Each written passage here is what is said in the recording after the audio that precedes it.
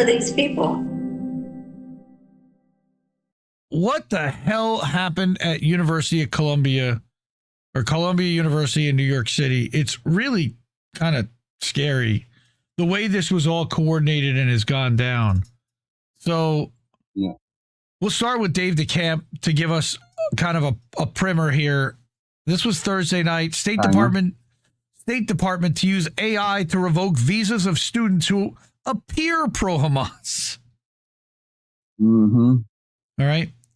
Again, little Marco Rubio, he's making a lot of news these days, is launching an AI-driven effort to revoke the visas of foreigners in the U.S. who appear pro-Hamas in a crackdown targeting pro-Palestine protests on college campuses, Axios reported on Thursday.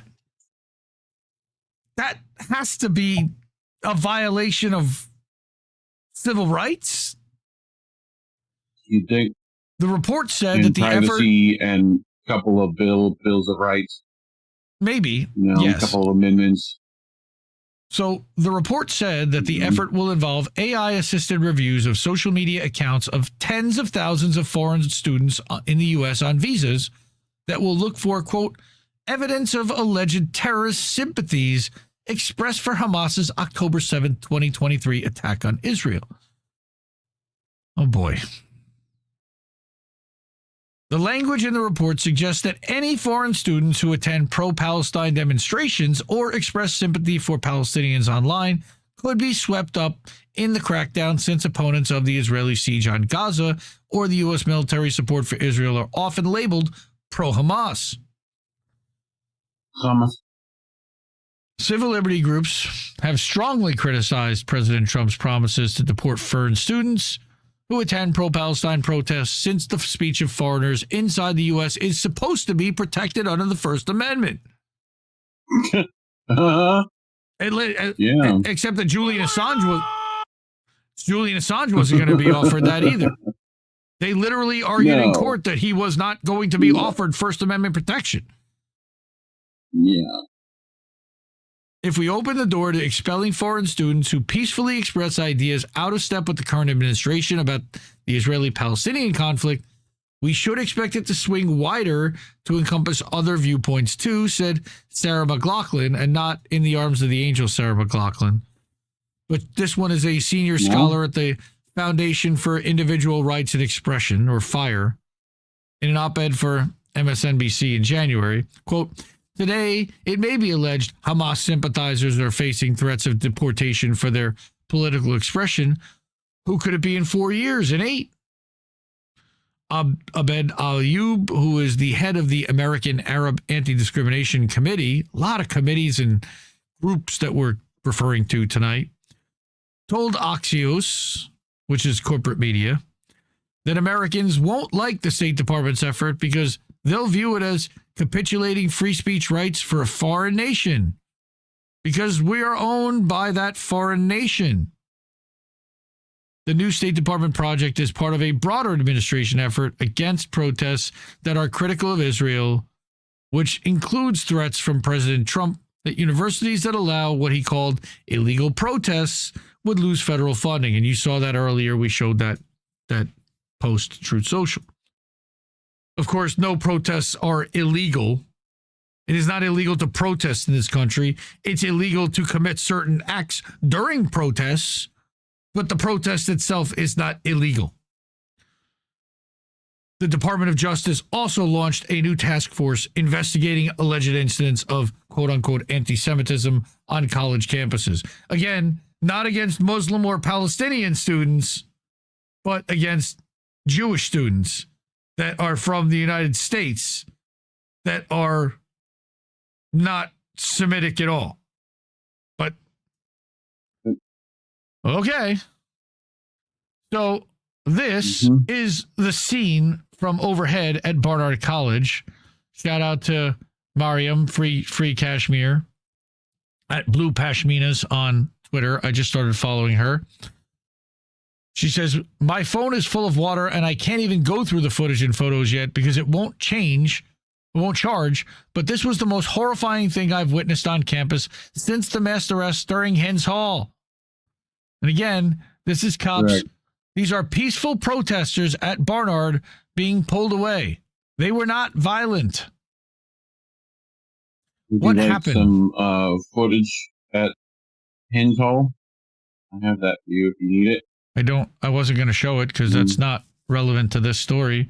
But Maryam, Whatever. who apparently writes for Left Voice, is going to tell us exactly what happened here. All right. Barnard escalated its crackdown on student activism by calling in the NYPD to arrest 9 protesters, the first campus arrest since last year's Palestine Solidarity encampments. As President Trump ramps up attacks on students and workers, we must unite and fight back. Agreed. How we do that, I don't know if we agree on, but she writes that on March 5th, Barnard College and its president, Laura Rosenberry, escalated their war against the right to protest by bringing in the New York Police Department to arrest 9 students participating in a sit-in against campus repression. This is the first time that students have been arrested on campus since last year's Palestine Solidarity encampments, and it's a clear attempt to terrify students into submission in the context of a growing wave of repression cheerled by the Trump administration. Rosenberry's justification for calling in the cops, a quote-unquote bomb threat, rings hollow. Students were met with NYPD officers storming the building without warning.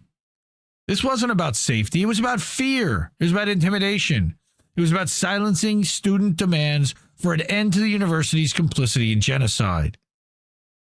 In the wake of these arrests, Barnard has ramped up security measures, restricting campus access, implementing ID checks and random bag searches, and even enforcing unmasking requirements. Remember, Trump said no masks. So they can't wear keffiyehs to cover their faces to protect their identities anymore. Yes, but how do you define a mask? You know? Well, that's also... Many things could be considered. Yeah, but they're also talking about a surgical mask, potentially. Yes. Somebody who's got COVID or is got a KN95 mask.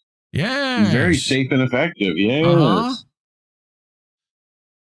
The crackdown at Barnard follows the recent expulsion of 3 students, first since 1968. We're going to get to that in a second.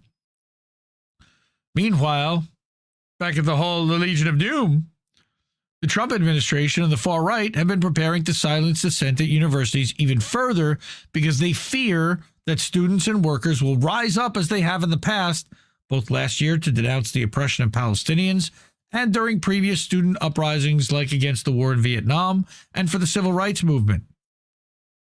Concretely, Trump has already passed an executive order promising to deport immigrant students and workers at universities and schools. He's already introduced cuts, which will likely lead to a slew of layoffs and program reductions.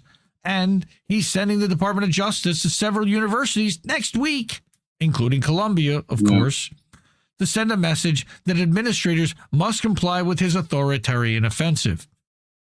Wait, Trump's an authoritarian? I thought he was all about the love and the free speech and no war, right? Luckily for Trump, administrators across universities have been completely complicit in the escalating attacks because they're ultimately beholden to the interests of the regime. Barnard has become the ground zero for attacks against the movement, as the university suspended at least 53 students during the encampment movement last year and also imposed these disciplinary measures without due process, stripping students of their institutional right to contest their expulsions and suspensions. They just get the fuck out. This opens the door to more arbitrary decisions that are meant to make it easier for administrators to discipline students and workers.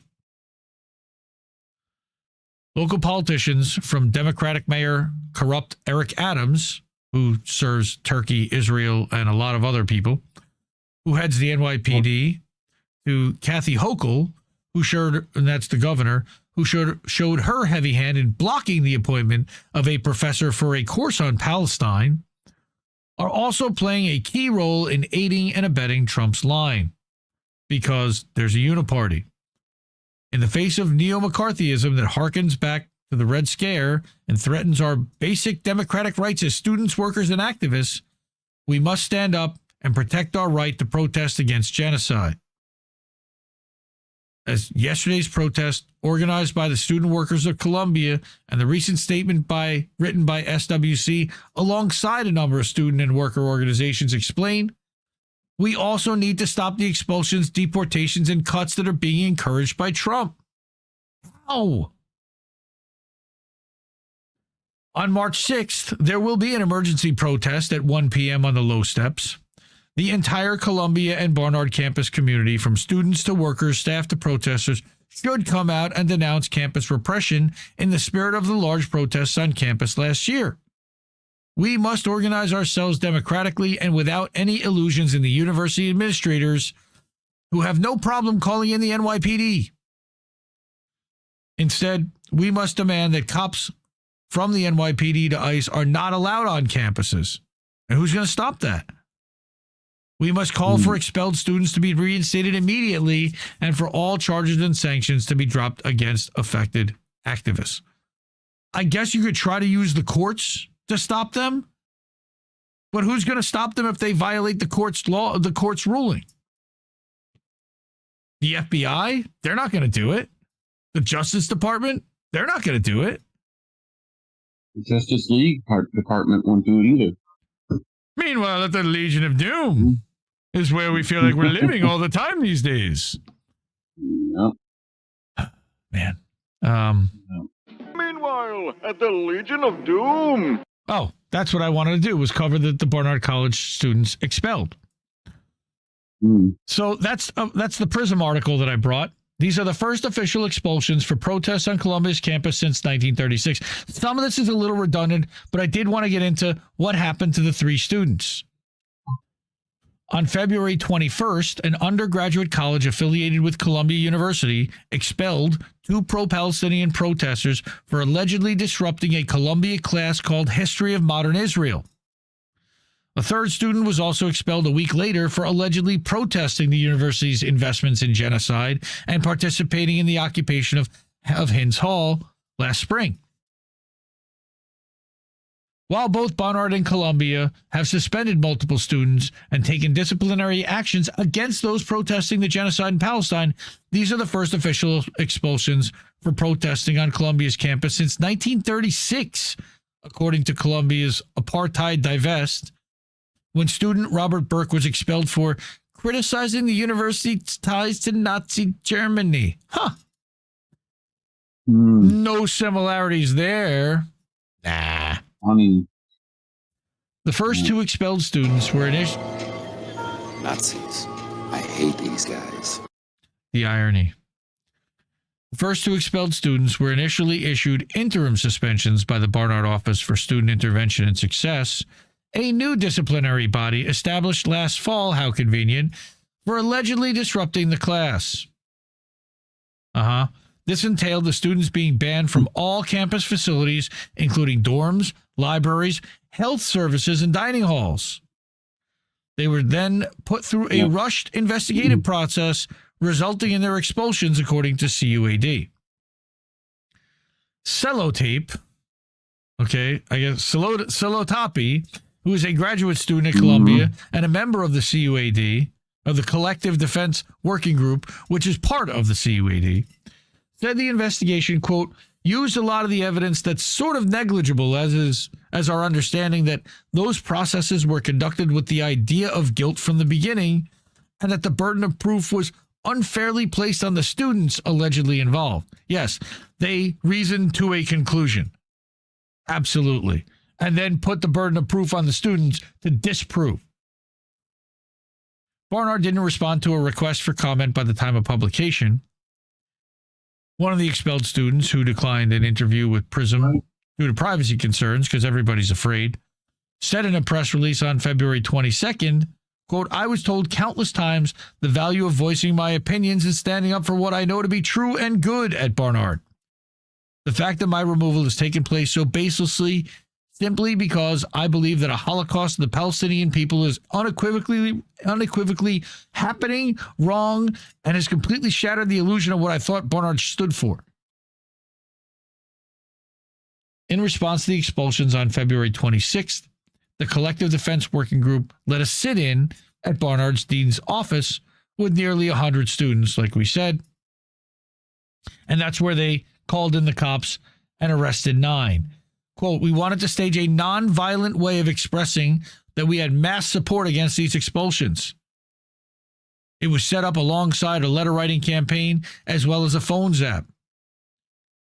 They were designed to sort of show, here are the members of the Barnard community. They're out in force to say, this is not something that we want to be something that can happen to a member of our community at any time."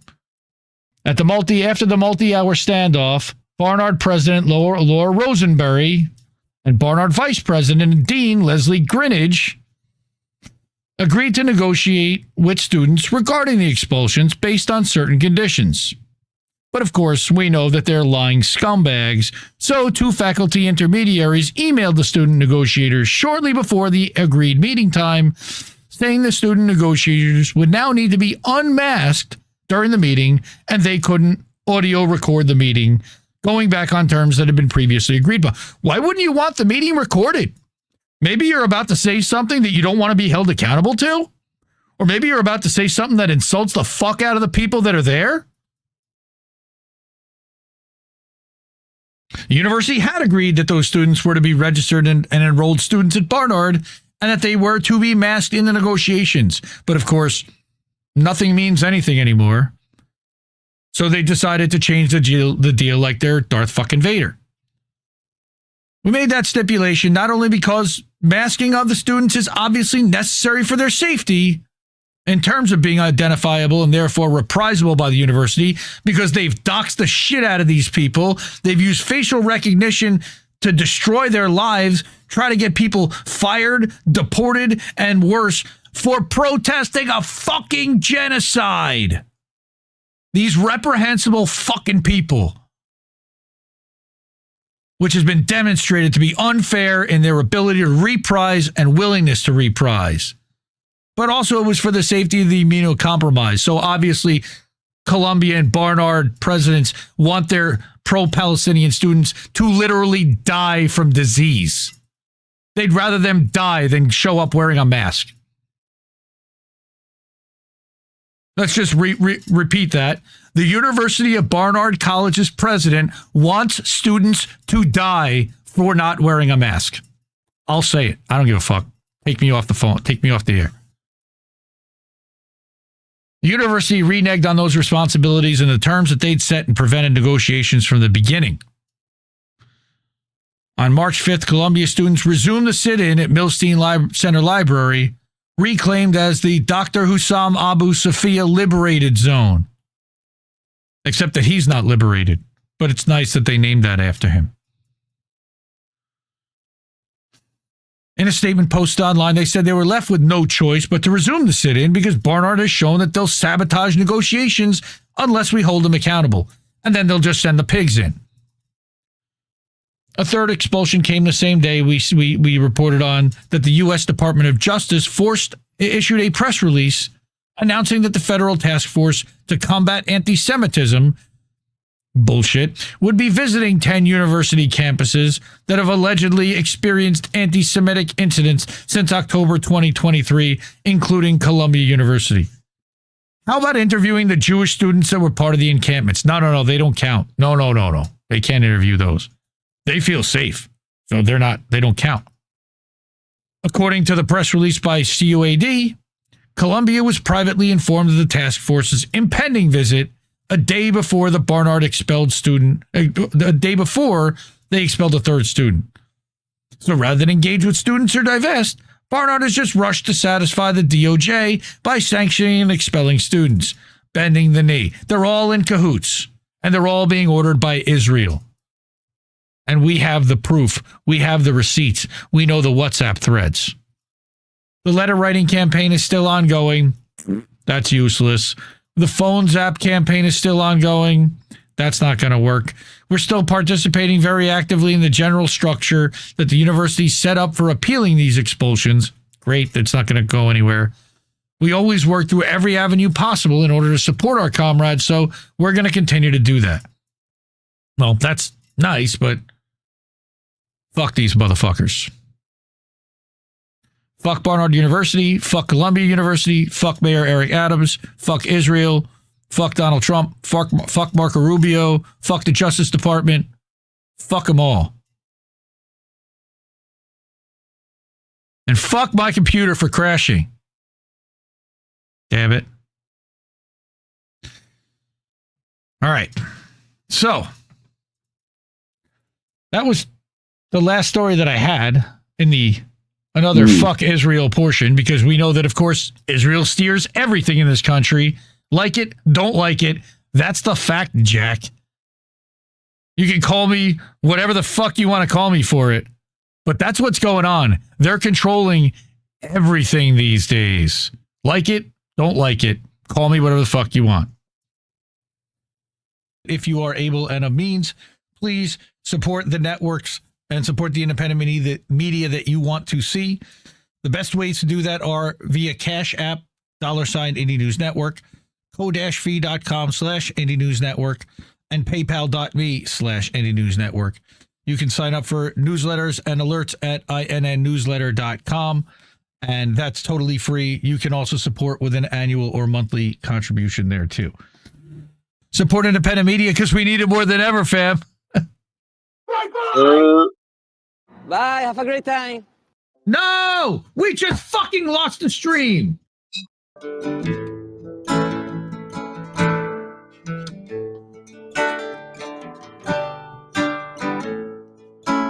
Can't keep giving us nothing and think we're bluffing about coming for your heads. Why play civil if you won't listen to 50,000 dead? And now we know our mission, we form a militia, make Congress a prison. No, why play civil when all these dead won't make you listen? What's more American than slaying your oppressors? What's more American than liberty or death first? God, I thought we were founded on abolishing the tyranny of those who would starve a village all to live empirically. And I regret that I have only one life to give for my cause now that I can see the cause so clearly. See, I want our leaders, regardless of party, to fear me.